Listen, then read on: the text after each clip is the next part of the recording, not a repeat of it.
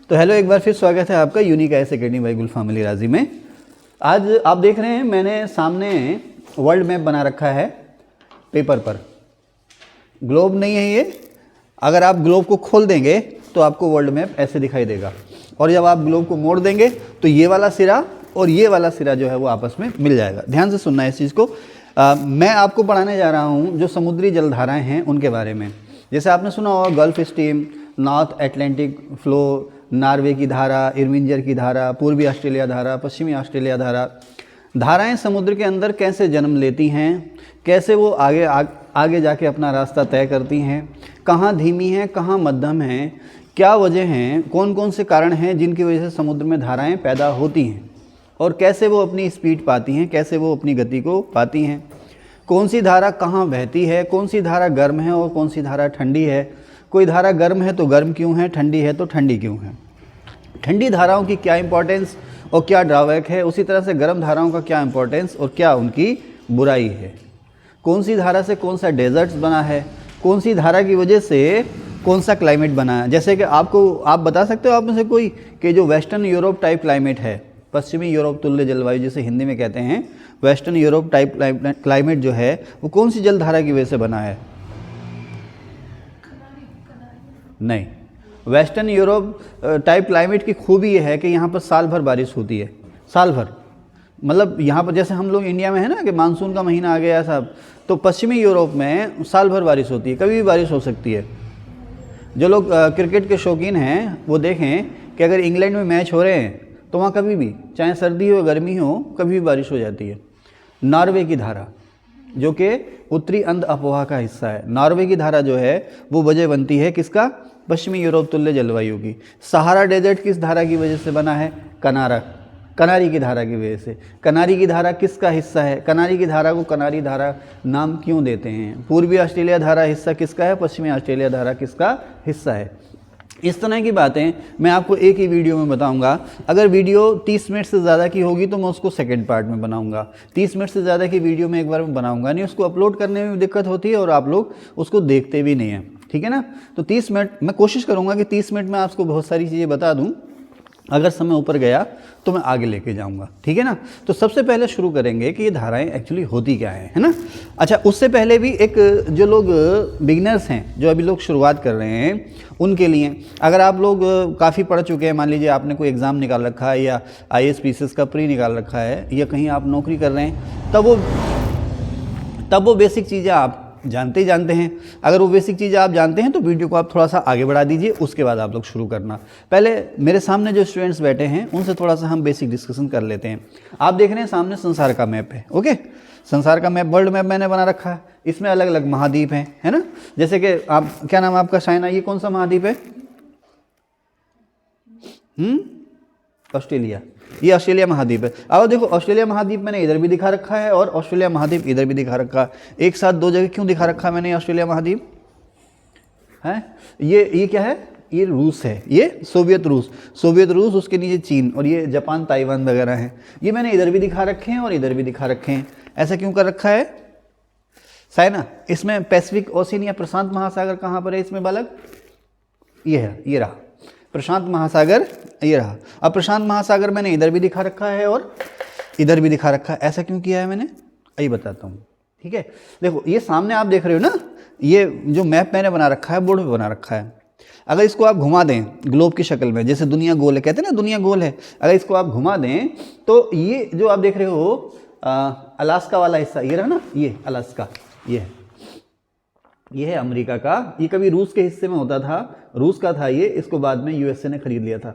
Alaska जो है ना, अलास्का रूस का पार्ट था, रूस के कब्जे में था, बाद में इसको यूएसए ने रूस से खरीदा था। और अब ये तेल और गैस का बहुत बड़ा खजाना है यहाँ पर अलास्का में, ठीक है। तो ये अलास्का और इधर ये रूस का जो साइबेरिया वाला हिस्सा है, ये है ना साइबेरिया, इधर देख लें आप, या इधर भी देख सकते हैं, ये इधर स्पष्ट है, ये रूस का साइबेरिया वाला हिस्सा है। ये दोनों आपस में मिलते हैं, ऐसा कहना तो सही नहीं है, आपस में मिलते हैं, लेकिन ये दोनों बहुत नज़दीक हैं। अगर आप वर्ल्ड मैप में देखोगे तो रूस इधर दिख रहा है आपको, यूएसए इधर दिख रहा है। आप कहोगे कहाँ रूस और कहाँ यूएसए? लेकिन जब ग्लोब में आप घूम जाते हो ना, ग्लोब में घूम जाते हो या पूरी दुनिया के नक्शे को आप गोल कर देते हो, ग्लोब की शक्ल में ले आते हो, तो इधर रूस और यूएसए दोनों पड़ोसी हैं।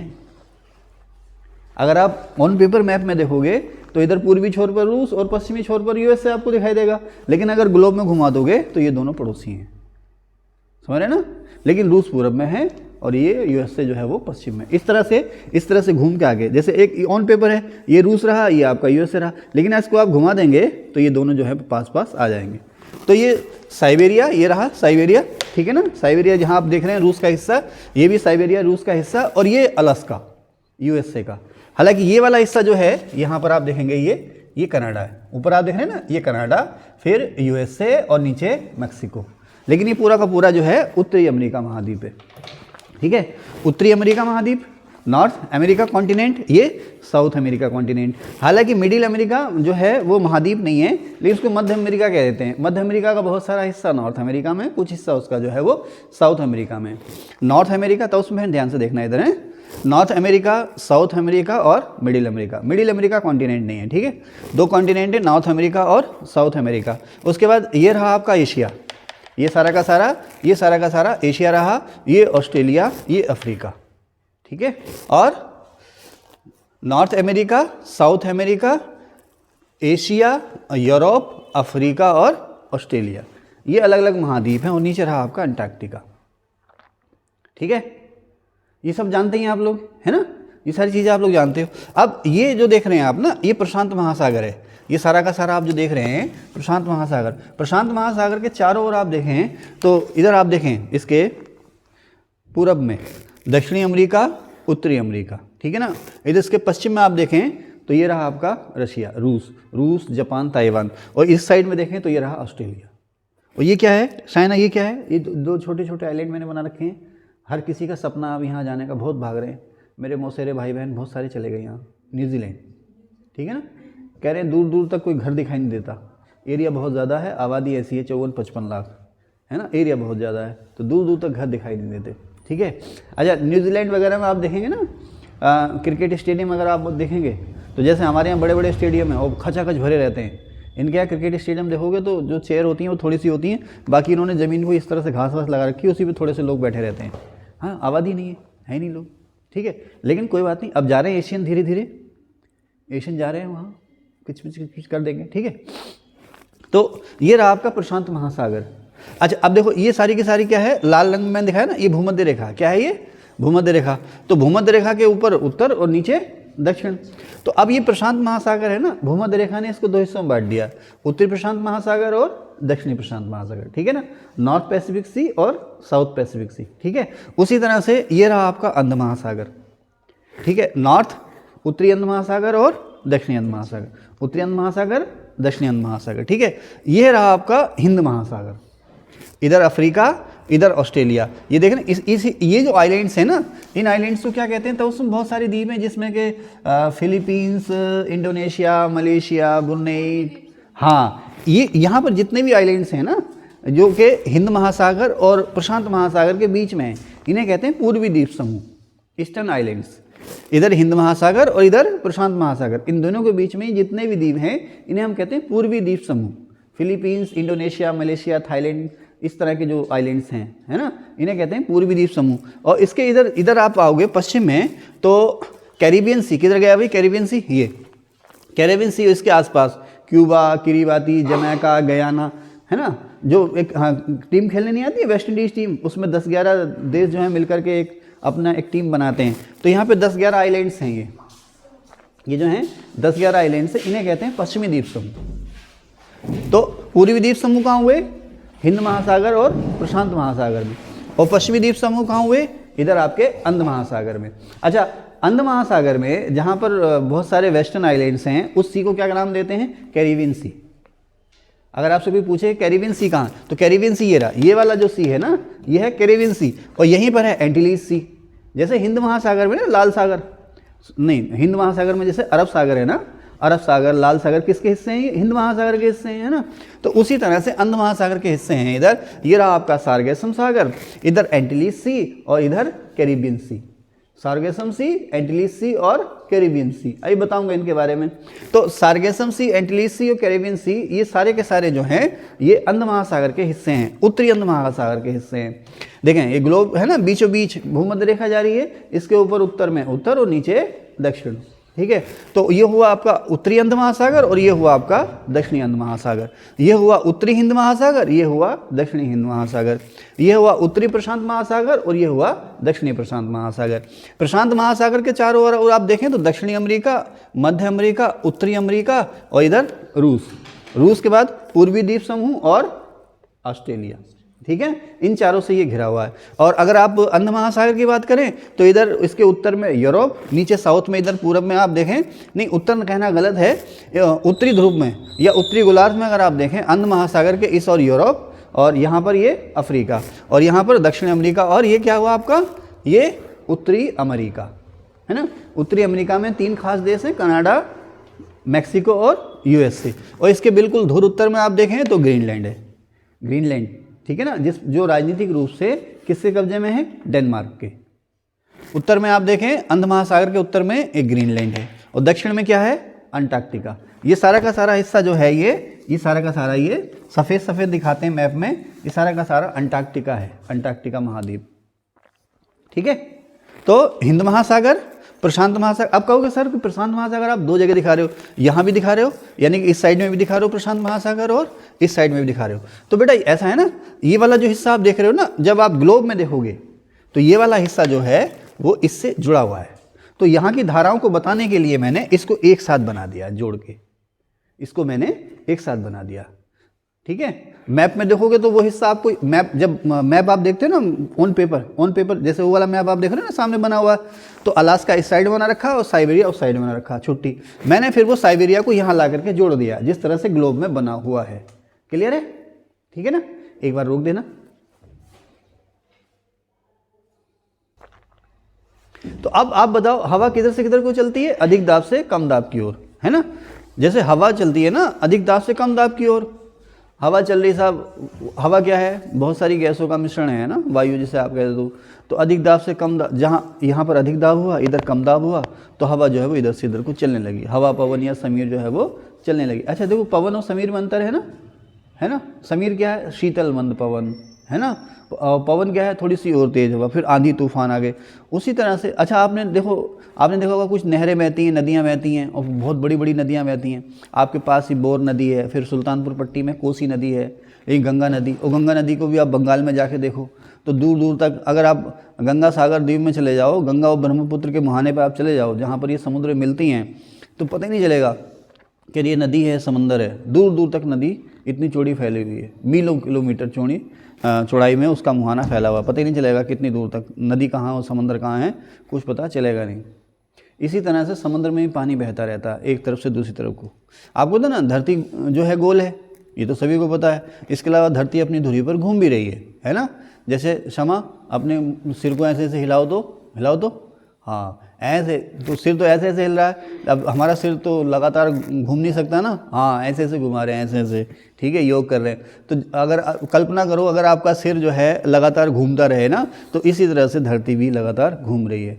धरती अपनी धुरी पर, अपनी एक्सिस पर जो घूम रही है उसे क्या कहते हैं, रोटेशन कहते हैं ना। तो जो अर्थ जो है वो लगातार रोटेशन कर रही है, अपनी धुरी पर घूम रही है, उसके घूमने की वजह से पानी भी एक से दूसरी तरफ को चल रहा है या बह रहा है। समुद्र में जलधाराएं पैदा होने का जो मूल कारण है वो है पृथ्वी का घूर्णन, या उसका अर्थ का अपनी एक्सिस पर रोटेशन। अर्थ अपनी एक्सिस पर रोटेट कर रही है, ठीक है। अच्छा अर्थ अपनी एक्सिस पर किधर से किधर को रोटेट कर रही है, पूरब से पश्चिम की ओर को, ईस्ट से है ना, पूरब से पश्चिम की ओर को, ठीक है ना। मुझसे गलती हो गई क्या, हाँ पश्चिम से पूर्व की ओर घूम रही है, मुझसे गलती हो गई, ठीक है ना। अर्थ जो है अपनी एक्सिस पर, मेरा हाथ तो सही गया था, हाथ सही डायरेक्शन में गया था। अर्थ जो है अपनी एक्सिस पर पश्चिम से पूर्व की ओर रोटेट कर रही है। अच्छा आप देखते हो ना, जब आप मान लीजिए आप बाइक चला रहे हैं, है ना, जो पापा के हेलीकॉप्टर या पापा की परियां जब राइडिंग करते हैं तो हवा किधर को जाती है, आप आगे को जा रहे हैं तो हवा आपको पीछे को लेके जाएगी, है ना, हवा पीछे को जाती है। धुआं किधर को जाता है, आगे को जा रहे हो, धुआं किधर को जाता है, पीछे को जाता है ना। हाँ उसी तरह से देखो, जब धरती जो है पश्चिम से पूर्व की ओर घूम रही है, तो अब जो पानी है धरती पर वो पूरब से पश्चिम की ओर बहने लगता है। और इसका सबसे ज़्यादा जो असर दिखता है वो लाइन ऑफ इक्वेटर या भूमध्य रेखा के पास दिखता है। इसका सबसे ज़्यादा असर जो दिखता है वो भूमध्य रेखा के पास दिखता है। धरती अपनी धुरी पर पश्चिम से पूर्व की ओर घूम रही है, इस वजह से भूमध्य रेखा के आसपास सैकड़ों किलोमीटर की चौड़ाई में पानी जो है पूरब से पश्चिम की ओर बहने लगता है या बहता रहता है, लगातार बहता रहता है। कैसे देखें, यहाँ पर आप देखें ना, ये देखो मैंने यहाँ पर ये लिखा दिया, इसका नाम, इधर पानी इधर को बह रहा है,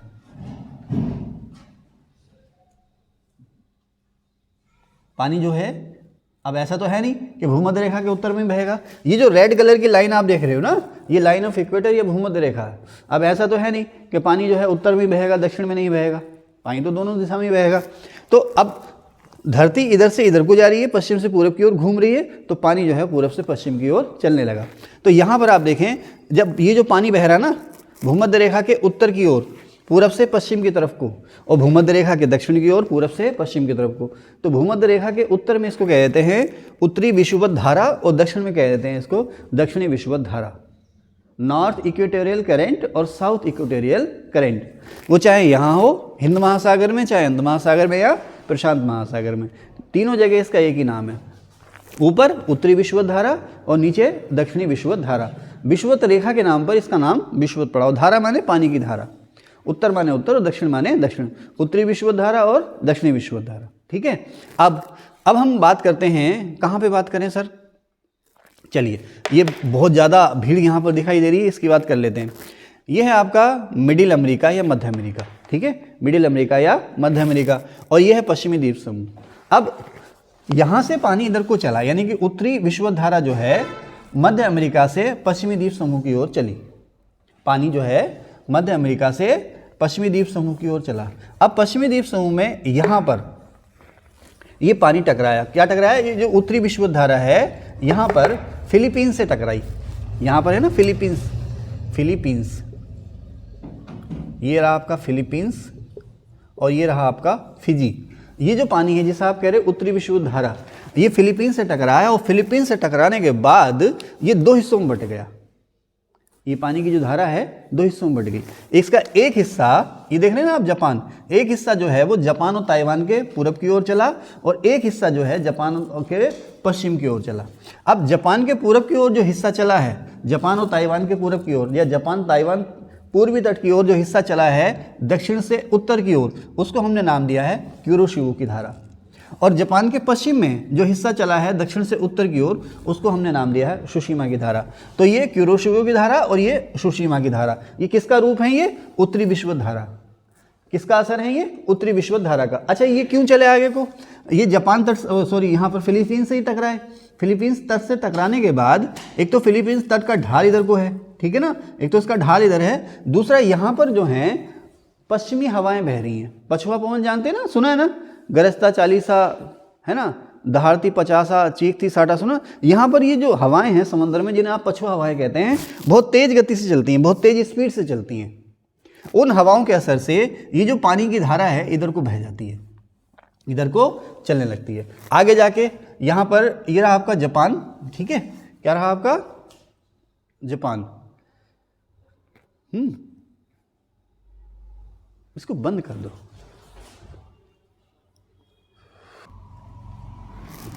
शुरू कर दिया, ठीक है। तो अब देखें जापान कोस्ट पर ये जो उत्तरी विषुवत धारा, ये जो पानी है ना, कौन सी धारा? उत्तरी विषुवत धारा, दो हिस्सों में बट गई। एक हिस्सा हो गया क्यूरोशिवो जो जापान और ताइवान तट के पूरब में, और एक हिस्सा हो गया सुशीमा जो कि चला गया जापान के पश्चिम में। बह रहे दोनों दक्षिण से उत्तर की ओर को। अच्छा, इनका जो रुख बदला है ना दक्षिण से उत्तर की ओर, किसके असर से बदला है? पछुआ हवाओं की वजह से। अब ये आगे बढ़ती जाएंगी। अब यहीं पर आप रुक जाएंगे। ये जापान का सबसे बड़ा जो द्वीप है वो है होक्काइडो। ये जापान का आइलैंड है जिसका नाम है होक्काइडो, ये रहा होक्काइडो। अभी इसको यहीं पे रोक देंगे। यहाँ आप देखें, ये रहा आपका अलास्का और ये रहा साइबेरिया। अलास्का यूएसए वाला और साइबेरिया रूस वाला।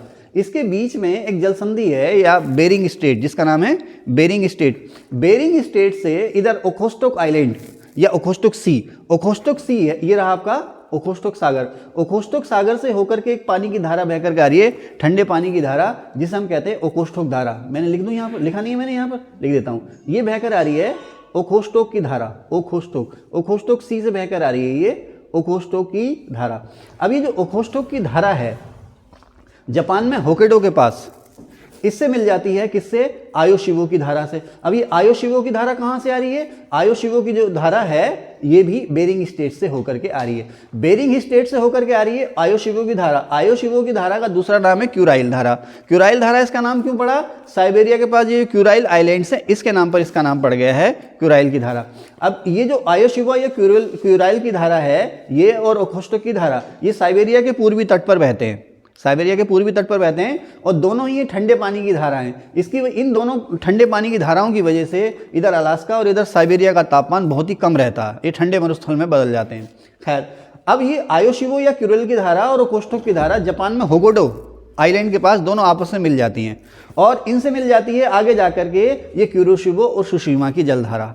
तो ये जो होकेडो है ना, होकेडो, यहाँ पर कई सारी धाराएं एक साथ मिल जा रही हैं। क्यूरोशिबो, देखो सबसे पहले कौन सी मिलनी है? ओखोस्टक और आयोशिबो। आयोशिबो को दूसरा नाम क्या हो गया? क्यूराइल। ओखोस्टक और आयोशिबो दोनों आपस में मिल जा रही हैं, और इसी होकेडो में, और होकेडो से थोड़ा सा नीचे आकर के क्यूरोशिबो और सुशीमा की धाराएं भी इनमें मिल जा रही हैं। ठीक है ना? अब ये ठंडा पानी ला रही हैं और ये गर्म पानी ला रही हैं अपने साथ। तो जहां पर भी समुद्र में ठंडे और गर्म पानी की धाराएं आपस में मिल जाती हैं, तो वैसे ही कोहरा पैदा होता है जैसे आप बाहर देख रहे हो, आज घना कोहरा पैदा होता है। और इसी ठंडे और गर्म पानी के मिलने की वजह से न केवल घना कोहरा यहाँ पर छाता है, बल्कि यहाँ पर मछलियों का भोजन, जिसे आप कहते हैं प्लैंकटन, छोटे मोटे घास फूस, छोटी मोटी मछलियाँ यहाँ पर खूब पैदा होती हैं। छोटी छोटी घास फूस जिसको छोटी मछलियाँ खाती हैं, छोटी मछलियों को बड़ी मछलियाँ खाती हैं। इसलिए ये इलाके जो हैं मछली पालन के लिए, मछली पकड़ने के लिए, पालन के लिए समुद्र में कौन मछली पाल रहा है, वहाँ तो मछली अपने आप ही होती रहती है। मछली पकड़ने के लिए फेमस इलाके हैं ये। इसीलिए आपके आसपास से जो जापान में जाते हैं ना, जापान में जो जाते हैं ना डंकी वीज़ा पे, डंकी लोग जो जाते हैं वहाँ पर उनको जाओ भाई शिप में आप तुम लगे रहो, मछलियाँ पकड़ते रहो, यहाँ पुलिस भी नहीं आएगी तुम्हें पकड़ने, मछलियाँ पकड़ते रहो। मछली पालन उद्योग यहाँ पर इसलिए फेमस है, जापान है ना, मछली, जापान, साइबेरिया और इसके इलाका आसपास के इलाकों में मछलियाँ खूब पाई जाती हैं। तो ये जो ओखोस्टक और ये जो आयोशिबो और क्यूरोशिबो, सुशीमा की जलधाराएँ यहाँ पर आपसे मिल रही है ना, यही उसके लिए वरदान है।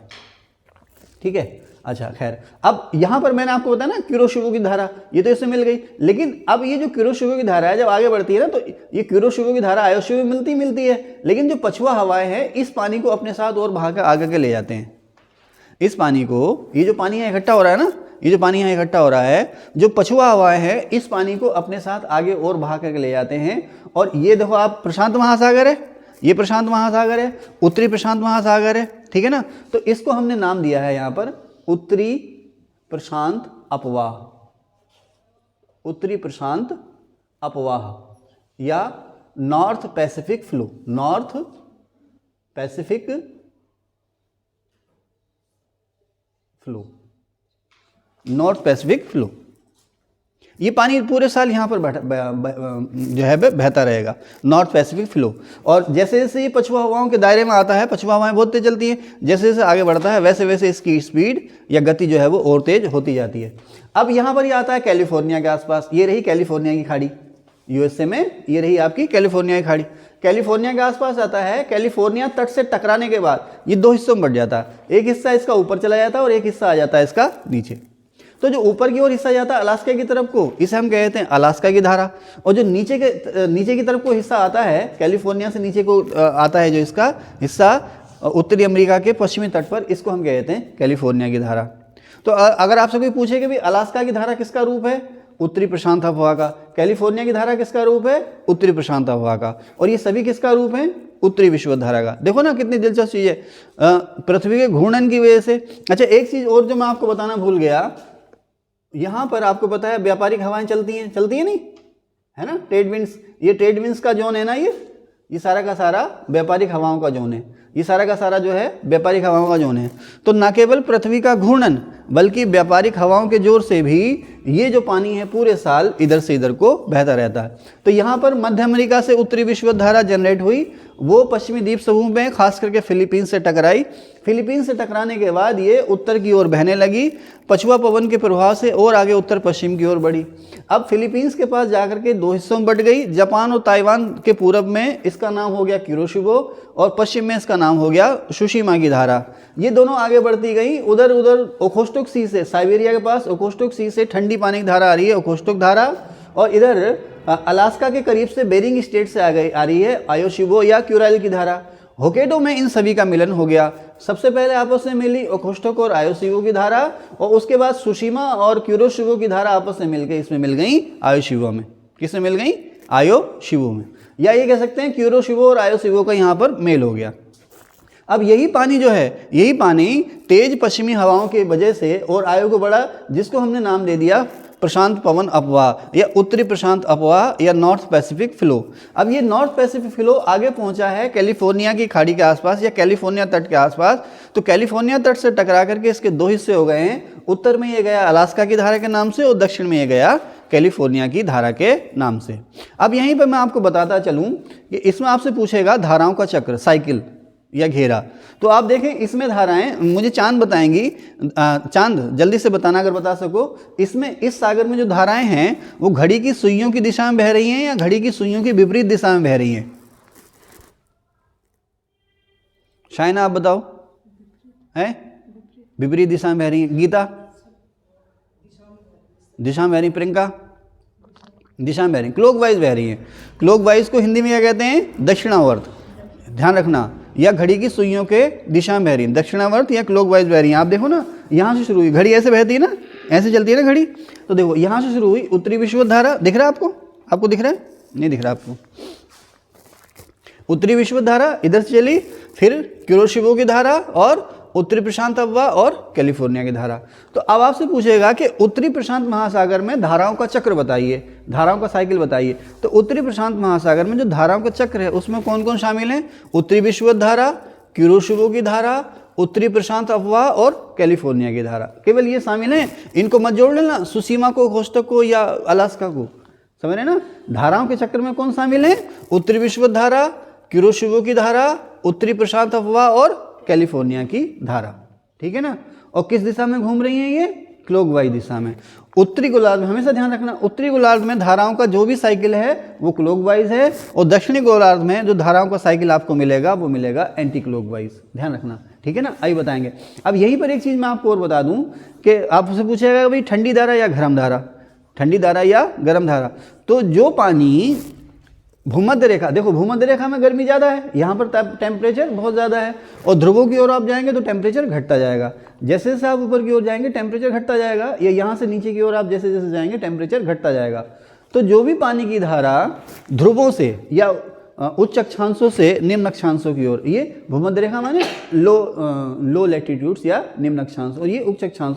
तो आपने कुछ इधर उधर टेक्निकल पॉइंट में कुछ नहीं उलझना है कि जो पानी मैप में ऊपर से नीचे की ओर आएगा, ठंडे से गर्म स्थान की ओर आएगा, तो वो ठंडा कैसा महसूस होगा आपको? ठंडा महसूस होगा, गर्म महसूस होगा? ठंडा महसूस होगा।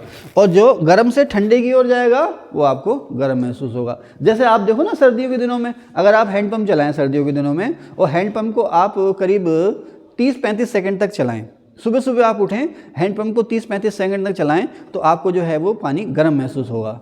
जब गीज़र वगैरह नहीं होते थे ना, हमारे बचपन में गीज़र वगैरह नहीं होते थे, तो कठोर सर्दी होती थी तो लकड़ी वकड़ी जला के पानी गर्म करके उससे नहा लेते थे। नहीं तो ठंडे ठंडे पानी से नहाना चाहिए मित्रों, वही वाला था। लेकिन खुले में आप यकीन करें अब कितना आलस होता है, अब गीज़र की आदत पड़ गई ना, नहीं तो मतलब कल्पना ही नहीं कर रहे हैं कि हमने गीज़र में नहाना है। ये सुबह उठना है, बाहर खुले में नल है पीछे घर के, और उसमें उसको खूब चलाना जोर जोर से, नीचे हल्का सा गुनगुना सा पानी आएगा, उसी में नहा लेना, कोई आलस नहीं, कुछ नहीं।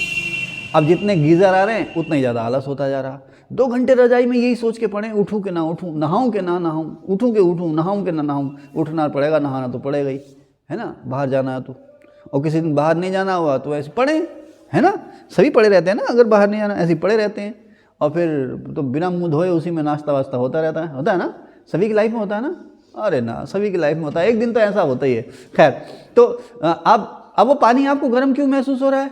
धरती के नीचे पानी जो है 200-250 फीट गहराई से आ रहा है, वहाँ पर टेम्परेचर ज़्यादा है, ऊपर सतह पर टेम्परेचर कम है। तो नीचे सतह पर जहाँ पर टेम्परेचर ज़्यादा था सतह के नीचे, और ऊपर सतह के ऊपर पानी आ रहा, तो आपको गर्म महसूस हो रहा नहीं हो रहा? अब वही गर्मियों में देखो आप, गर्मियों में जैसे मम्मी ने पानी मंगाया और आप जल्दबाजी में ऐसे ही पानी दिया गर्म पानी नल से निकाल के, तो पता चला आप गिलास भी पानी का फेंक दिएगा, थप्पड़ पड़ने की संभावना भी है, चला के नहीं लाया तो, है ना? तो गर्मियों में आप देखोगे तो 2-3 बार आप नल को अच्छे से चलाओगे तो ठंडा पानी निकल के आता है। क्यों? क्योंकि गर्मी में सतह के ऊपर तापमान ज़्यादा होता है, लेकिन जैसे गहराई में जाएंगे इतना ज़्यादा टेम्परेचर होता नहीं है, तो खूब चलाने के बाद जब गहराई से पानी आता है तो आपको ठंडा महसूस होता है। तो उसी तरह से जब पानी की धारा ठंडे इलाकों से गर्म इलाकों की ओर आएगी तो वो ठंडी होगी, और गर्म इलाकों से ठंडे इलाकों की ओर, चाहे यहाँ से यहाँ या यहाँ से यहाँ जाएगी, तो वो गर्म पानी की धारा होगी। तो आप चाहे उत्तरी विषुवत धारा हो या दक्षिणी विषुवत धारा हो, ये गर्म पानी की धाराएं हैं, नो डाउट। उत्तरी विषुवत धारा या दक्षिणी विषुवत धारा ये गर्म पानी की धाराएं। अब आपसे कोई पूछे कि क्यूरोशिवो गर्म से ठंडे की तरफ जा रही है, गर्म है ये, है ना, ये गर्म है ना। और उसी तरह सुशीमा गर्म से ठंडे की ओर जा रही है, गर्म पानी की धारा है। ठीक उसी तरह से आपसे कोई पूछे उत्तरी प्रशांत अफवाह गर्म है, उत्तरी प्रशांत अफवाह गर्म है। अब ये बताओ कैलिफोर्निया की धारा गर्म होगी कि ठंडी होगी? ठंडी होगी। क्यों? क्योंकि अधिक ताप से कम ताप की ओर आ रही है कम ताप से अधिक ताप की ओर आ रही है ना, कम ताप से अधिक ताप की ओर आ रही है, तो ये ठंडी होगी।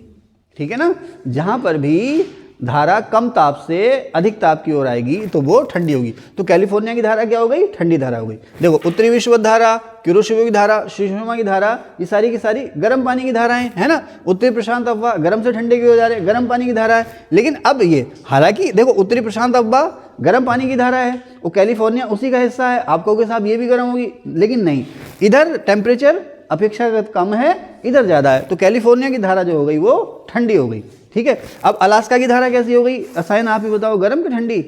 अलास्का की धारा है हाँ गर्म होगी, क्योंकि ये अधिक गर्म इलाके से कम गर्म इलाके की ओर जा रही है। ठीक है ना है ना। अलास्का, अभी जगह दे दो उन्हें, जगह दे दो, हमारे कैमरे मैन है सर, दे दो सर, जगह दे दो। आइए आइए सर, आइए इधर, आप इधर हो जाओ, आप इधर आ जाओ। अरे नहीं बैठो बैठो, अरे यहीं बैठो। तो आपके झगड़े से पहले मैं कहाँ था? आपके सीट के झगड़े से पहले मैं कहाँ था? अलास्का की धारा पता ना। हाँ, तो अब देखो अलास्का की धारा इधर गर्म से ठंडे इलाके की जा रही है, तो अलास्का की धारा होगी गर्म। अब अलास्का की धारा गर्म है इसी की वजह से, ये अलास्का का इलाका जो है ना, अलास्का का जो इलाका है बर्फीला इलाका है, ये बर्फीला इलाका है, बर्फ से जमा रहेगा। लेकिन इस अलास्का की गर्म धारा की वजह से अलास्का तट के आसपास के जो डॉकयार्ड हैं वो साल के ज़्यादातर महीने खुले रहते हैं। क्यों खुले रहते हैं? क्योंकि अलास्का की गर्म धारा यहाँ के टेम्परेचर को थोड़ा कम कर देती है, जिससे यहाँ की बर्फ़ पिघल जाती है और समंदर में शिप या नाव चलाने लायक स्थिति हो जाती है। अगर ये उत्तरी प्रशांत अफवाह ना होता तो अलास्का की धारा ना होती, अलास्का की धारा ना होती तो अलास्का अभी भी बर्फीला ध्रुवीय होता। अलास्का के गर्म पानी की वजह से, अलास्का की धारा के गर्म पानी की वजह से अलास्का तट के जो पोर्ट हैं वो पूरे साल लगभग खुले रहते हैं। ठीक है ना, आगे चलें। अब यहां से देखो, अब बेरिंग स्टेट से कौन सी धारा आ रही है? आयोशिवो या कुरेल की धारा बेरिंग स्टेट से आ रही है, आयोशिवो या कुरेल की धारा। तो ये क्या है साहब? ये ठंडे इलाके से आ रही है, ध्रुवों से आ रही है गर्म इलाके की तरफ को, तो ये ठंडे पानी की धारा। तो उसी तरह से ओकोस्टोक सी से आ रही है, ओकोस्टोक की धारा ठंडे इलाके से गर्म इलाके की ओर, तो ये भी ठंडे पानी की धारा है। अच्छा, अब देखो ओकोस्टोक या आयोशिवो की जो धाराएं हैं ना, ये वाली, और इसके अलावा आप ग्रीनलैंड धारा, या इधर आ रही है आपकी, ये कौन सी वाली है? कौन सी वाली है? ये लेब्राडोर की धारा। ये अपने साथ बड़े बड़े आइसबर्ग लेके आती हैं। आइसबर्ग समझते हैं? बर्फ़ की चट्टानें। ये मतलब इतने बड़ी बड़ी बर्फ़ की चट्टानें लेके आती हैं अपने साथ, जैसे 3-3, 4-4 फुटबॉल के मैदान। वो जो टाइटैनिक डूबा था वो आइसबर्ग से टकरा के तो डूबा था, एक आइसबर्ग से टकराया था, उससे टकरा के डूब गया था टाइटैनिक, है ना, बीच से फाड़ दिया था उसने, वो इतनी बड़ी वो बर्फ़ की चट्टान थी। आइसबर्ग माने बर्फ़ की चट्टान। सवाल भी आता है कि समंदर में तैरते हुए आइसबर्ग का कितना हिस्सा पानी से ऊपर रहता है? 1/10 हिस्सा उसका पानी से ऊपर रहता है। तो वो इतना, जितना विशाल होता है वो इतना विशाल महसूस होता नहीं, क्योंकि उसका 1/10 हिस्सा ही ऊपर होता है, बाकी हिस्सा उसका नीचे होता है। तो ये जो बड़े बड़े आइसबर्ग आते हैं, सबसे ज़्यादा जो आइसबर्ग लाती है अपने साथ, ये लाती है लेब्राडोर की धारा। और ये जो बड़े बड़े आइसबर्ग हैं ये ठंडे पानी का सोर्स होते हैं। हालांकि समुद्र ठंडे पानी या ताज़े पानी का सोर्स होते हैं। अब हालांकि समुद्र खारा है, लेकिन जहाँ जहाँ ये आइसबर्ग तैरते रहते हैं वहाँ पर आमतौर पर समुद्र में खारापन कम मिलता है। ठीक है, तो चाहे वो लेब्राडोर की धारा हो या ये कौन सी धारा, आयोशिवो या ओकोस्टोक की धारा हो, ये सारी की सारी ठंडे पानी की धाराएं हैं और अपने साथ बहुत सारा बर्फ़ या आइसबर्ग लेकर के आती हैं या ताज़ा पानी लेकर के आती हैं। ठीक है, तो धाराओं का चक्र भी हो गया इसमें, और गर्म धारा और ठंडी धारा कौन सी होगी ये भी मैंने बता दिया आपको। ये बात हम कर रहे थे उत्तरी प्रशांत महासागर की, या उत्तरी विश्व धारा से जो अलग अलग समुद्री धाराएं पैदा हो रही हैं उनकी बात हम लोग कर रहे थे। कितने मिनट की वीडियो हो गई है जी? इसको रोक दीजिए, इसके सेकंड पार्ट में चलते हैं।